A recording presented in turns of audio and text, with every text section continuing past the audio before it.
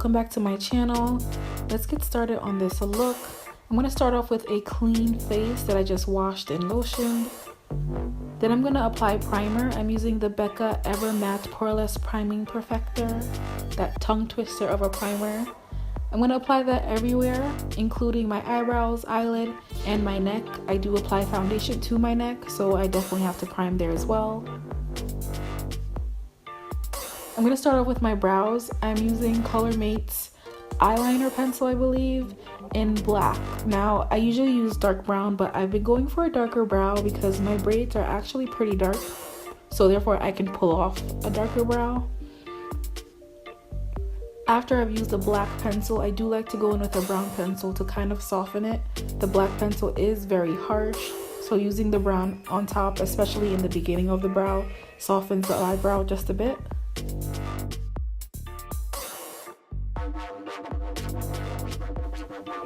I'm going to go ahead and use a spoolie and brush the front hairs up and the end of my brows towards my ear, so brush it out.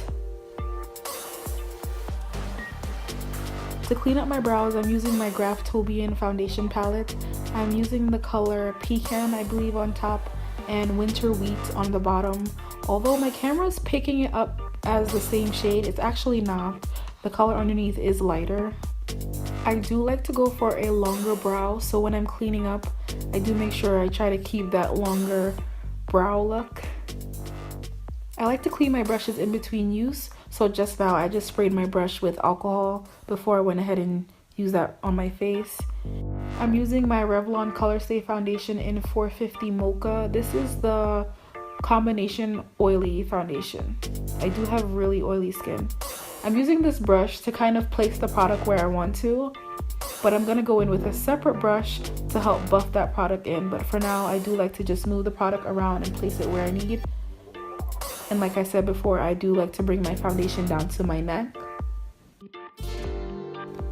Now I'm buffing that product into my skin for a seamless finish.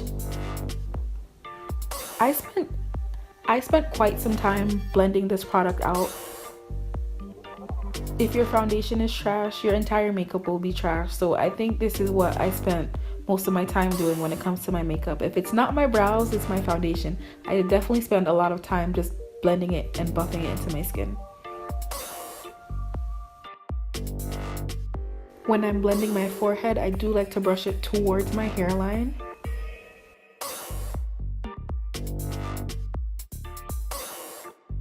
I'm going to use the Graftobian foundation palette again to highlight. This time I believe I'm using Winter Wheat to highlight.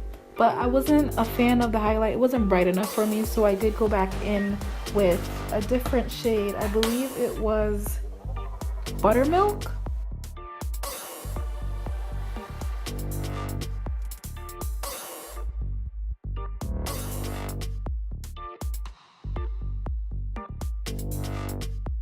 I like to bring my highlight as close to my nose as possible. I'm not a fan of bringing my highlight towards my hairline. As you can see, I'm still using that same brush I used to place my foundation before. I am going to go in with a different brush to really buff that product in.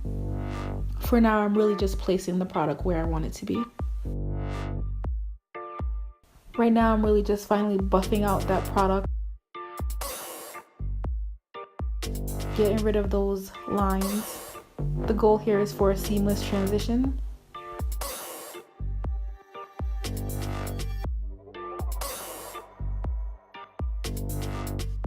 I'm going to set my face with Airspun. This is one of my favorite products. I mean, this thing is freaking amazing. I did set my neck first because I did apply foundation there, and I'm just working my way up. There's no rhyme or reason. I just seem to work this way. I do set my under eye last. I don't know why, but I don't know, I've always done that. I'm really just patting this product into my skin using slight tapping motions. I do set my highlighted areas first, but eventually this product is applied everywhere because I do use it to set my entire face. Now I'm going to use my Black Opal finishing powder in Deep.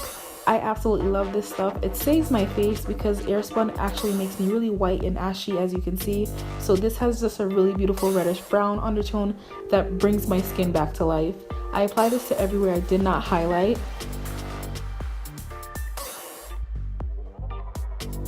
I also use this product to slightly contour my nose. Really, I'm just bringing the shape back just a little. I also use this color to swipe in my transition area. This is really helpful later when it's time to apply eyeshadow. Now I'm going to contour with MAC Sketch. This is actually a purple blush, but I freaking love this product. I bought it in London a year ago and it's still going. I mean, I'm freaking obsessed.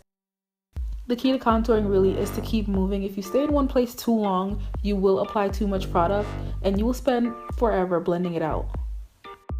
I'm going to go ahead and just kind of bend my brush a little and do a little contouring. This is really a light contouring, or I'm sorry, this is really a lazy contouring. I mean, I could have gotten a smaller brush and actually did the work, but anybody got time for that? Now I'm just going to use a brush with no product on it to blend my entire face out. I think this is such an important step because I've applied so many different powders and creams, so I really need to go in and just blend everything together so I can have a seamless transition.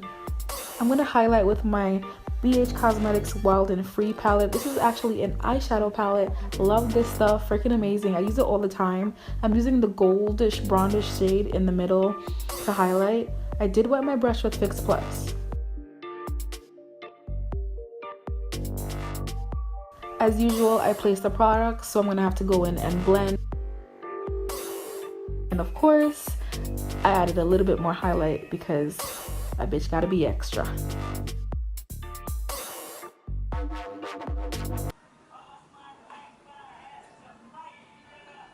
Thank you guys for watching. Don't forget to like, comment, and subscribe to my channel. Mwah.